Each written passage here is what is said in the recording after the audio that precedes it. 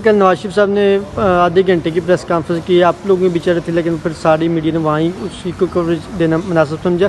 क्या कहेंगे? वो कह रहे हैं उनके दौर में तो 10-10 रुपए की जो है वो चीनी किलो में मिल रही थी और चीज़ें सस्ती थी, और ये भी तो महंगाई तो इमरान खान साहब के दौर में शुरू हुई और इमरान खान साहब लेकर आए महंगाई। नवाज शरीफ डफर है।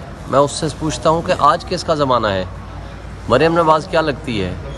क्या ये एथियोपिया से आई है या ये पीपल्स पार्टी की उम्मीदवार है, चीफ मिनिस्टर है? गो कि ये थीफ मिनिस्टर है क्योंकि डाका जनी के ज़रिए वजूद में इनकी हुकूमत आई है। शहबाज शरीफ किसकी हुकूमत है? क्या ये मुस्लिम लीग नून का नहीं है? क्या ये MQM के प्राइम मिनिस्टर है? तो बात यह है कि वो कमबख्त हो कि जो तबाही आपने इस 2 साल 3 साल में की है, 2022 से लेकर आज तक, आपने मुल्क में आम आदमी का जीना महाल कर दिया है। महंगाई से बिजली गैस की इतनी तबाही आपने मचा दी है कि लोग खाने को भूल गए हैं। किराए से ज़्यादा आपने बिजली के बिल डाल दिए हैं। तो ये आम आदमी को आपने IT के सिस्टम से फारिग कर दिया है।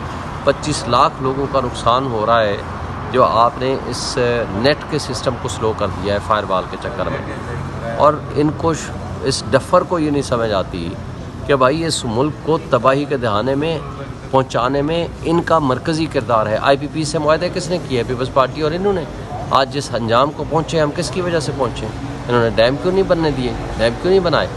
तो ये सारी ख़राबी के ये बुनियादी ज़िम्मेदार हैं। लेकिन ये अपनी बातें पुराने मुझे क्यों निकाला?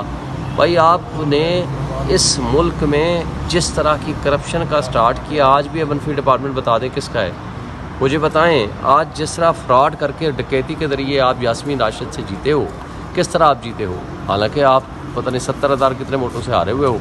पटन की लेटेस्ट आप रिपोर्ट उठा के देख लो।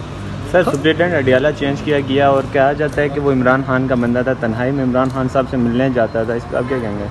ये झूठे लोग हैं। वहाँ एजेंसीज़ का कंट्रोल है। मुझे बता दें, अकरम को किसने अगवा किया है? वो गिरफ्तारी तो है नहीं, उसको तो अगवा करके ले गए हैं।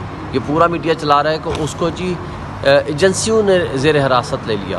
भाई एजेंसियों का क्या काम है? मैं तो पहले पटिशन फाइल कर चुका हूँ कि एजेंसियों का रोल वहाँ है, वही वहाँ बैठ के सारा कुछ कर रहे हैं। वो जो सुप्रिटेंडेंट या जेल सुप्रिटेंडेंट या डिप्टी सुप्रिटेंडेंट है, उनका अख्तियार है वहाँ के कानून के मुताबिक वो जो फैसिलिटीज़ हैं वो इमरान खान को दें। वो भी नहीं दे रहे, वो देने नहीं दे रहे।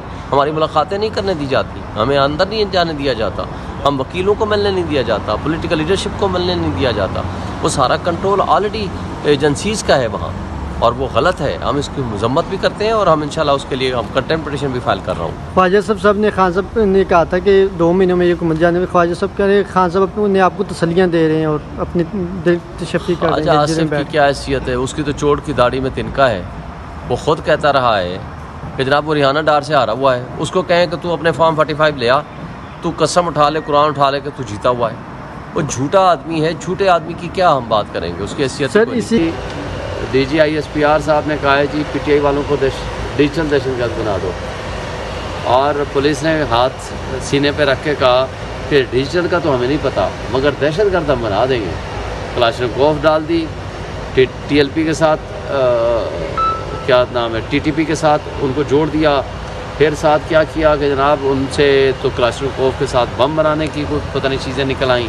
फिर रऊफ़ हसन को उस खाते में डाल दिया कि यार आप इतना मिसयूज़ कर रहे हैं। ये सारी चीज़ें एक तरफ, ये क्या आज़ादी है कि आप लोगों को उठाएं? आपको अगर एतराज़ है सोशल मीडिया एक्टिविस्ट पे, किसी को भी, किसी के शख्स पे, किसी ट्वीट पे, किसी गुफ्तगू पे, किसी की बात पे, आप कानून के मुताबिक प्रोसीड करो। और क़ानून भी जिस तरीके से आप उसका मिसयूज़ कर रहे हैं वो सबको पता है। मैं आपके सामने खड़ा हूँ, 7 दहशतगर्दी के पर्चे मेरे ख़िलाफ़ हुए हुए हैं, और यानी कानून का मिसयूज़ तो आप करते ही करते हैं। चलें कानून का मिसयूज़ ही कर लें, कम से कम उनके घर वालों को ये तो पता हो कि भाई अदालत में पेश किया और अदालत ने उनको ज़मानत दी, नहीं दी, क्या हुआ। जैसे अहमद जंजुआ का केस आपने देखा है, वो मैंने उस दिन जज साहब को भी कहा। खैर आपके साफ़ियों ने ही बता दिया कि खान साहब ने क्या कहा है। मैं अगर ये कहूँ कि आप मेरे ऊपर बार बार इल्ज़ाम लगाएं कि आपने चोरी किया है या आपने डाका मारा, तो मैं कहूँ चलो यार तुम साबित कर दो, मैं माफ़ी मांग लूँगा। तो खान साहब ने तो यही कहा है ना कि आप साबित तो करो। आप CCTV फुटेज लेके आओ 9 मई के हमलों की, और जब आप CCTV फुटेज लाएंगे, अगर उसमें तहरीक इंसाफ के लोग हमला करते हुए नज़र आए तो खान साहब ने कहा मैं माफ़ी मांग लूँगा। तो आप तहरीक इंसाफ पे इल्ज़ाम लगाने से पहले वो CCTV फुटेज ले आएँ आप। जब CCTV फुटेज आ जाएगी उसमें तहरीक इंसाफ के लोग नज़र आ जाएंगे, जो कोर कमांडर हाउस पे हमला कर रहे हैं, जो GHQ पे हमला कर रहे हैं, या किसी भी आर्मी तनसीबात पे हमला कर रहे हैं। तो तहरीक इंसाफ का ये पहले दिन से मौक़िफ़ है, आज कोई नया मौक़िफ़ नहीं है। इमरान खान ने सुप्रीम कोर्ट में ये पिटीशन डाली हुई है कि हमारा ये केस सुने, 9 मई पे जुडिशल कमीशन बनाए और इसकी तहकीकात साफ शफाफ की जाए कि 9 मई के हमलों में कौन मुलव्वस है। तो ये तहरीक इंसाफ या इमरान खान का कोई नया मौक़िफ़ नहीं है, ये पुराना मौक़िफ़ है। लेकिन फुटेजेस में तो पाकिस्तान तहरीक इंसाफ के मुख्तलिफ रहनुमाओं के, मुख्तलिफ कारकुनान के जो है फुटेजेस तो विजुअल सामने हैं, जिसमें फलक जावेद और सनम जावेद को देखा जा सकता है इंटरव्यूज़ में 9 मई को के रेड लाइन क्रॉस होगी, अब हम कोर कमांडर हाउस की तरफ जा रहे हैं, हम देख लेंगे, ये कर लेंगे, वो कर लेंगे। फुटेजेस तो सामने। कोर कमांडर हाउस की तरफ जाना या GHQ की तरफ जाना कोई जुर्म नहीं है, प्रोटेस्ट करना कोई जुर्म नहीं है, हमला करना जुर्म है। इन दो चीज़ों को हमें अलहदा से देखना होगा। आप किसी बिल्डिंग के सामने जाके मुजाहरा करें, बिल्कुल कोई आपको आईन और कानून इससे नहीं रोकता। आप किसी बिल्डिंग पे जाके हमला करें, ये बिल्कुल गैर कानूनी है, गैर आइनी है, हम इसकी मजम्मत करते हैं, हम इसके साथ नहीं खड़े होते। तो आप कोई ऐसी फुटेज दिखाएं जिसमें वो हमला कर रही हो, जिसमें वो कोर कमांडर हाउस के अंदर घुस के हमला कर रही हों या किसी भी सरकारी तनसीबात के अंदर हमला कर रही हों।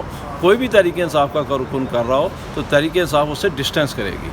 हमारा ये पहले दिन से क्लियर कट मौक़िफ़ है कि हम किसी भी सूरत पे आर्मी तनसीबात या किसी भी सरकारी तनसीबात पे हमले की हमायत नहीं करते, बल्कि उसकी मजम्मत करते हैं। केस में काजी फैज़ साहब ने भी जो है वो रिमार्क्स दिए थे और कल आप लोगों ने इस पर तफसीली प्रेस कॉन्फ्रेंस भी की थी कि जो 190 मिलियन पाउंड हैं वो साबका दवार में जो है वो वाम के लेकर लूटे गए, उस पर उसका भी हिसाब होना चाहिए, उन लोगों को भी सज़ा मिलनी चाहिए।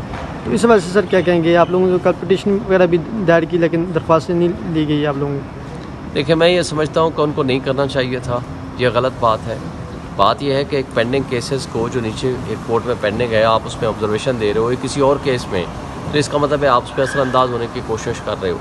तो ये एक इंतहाई गलत बात है। अगर आप वाकई आप करप्शन के ख़िलाफ़ हैं तो जज साहब आपको फिर सुओ मोटो नोटिस लेना चाहिए गंदम स्कैंडल का, आपको सुओ मोटो नोटिस लेना चाहिए, आपको दुबई लीक्स का, आपको सुओ मोटो नोटिस लेना चाहिए कि जिन लोगों ने यहाँ से मनी लॉन्ड्रिंग के ज़रिए पैसा मुल्क से बाहर लेके लूट के ले गए हैं। आप एक पेंडिंग केस के हवाले से इस तरह की बात कर रहे हैं। आपको याद होगा आपने हुदैबिया पेपर मिल केस को भी बंद किया था, उसमें आप जो करप्शन हुई है आप उसको फिर हाईलाइट करें। यहाँ तो एक पेंडिंग मैटर है, एक इशू है जो ऑलरेडी सब जुडिस है, आप उसके अंदर कोई देने वाले जो रिमार्क्स हैं तो आपने एक जज के ऊपर मुतासर होने की कोशिश की है। बेहतर यह है कि आप अपने आप को हमारे केसेस से अलग कर लें, वो अब आप इंसाफ न सिर्फ हो बल्कि होता हुआ नज़र आए। यहाँ ना इंसाफ़ी बल्कि हो रही है, बल्कि होती हुई नज़र आ रही है। Thank you sir. Thank you.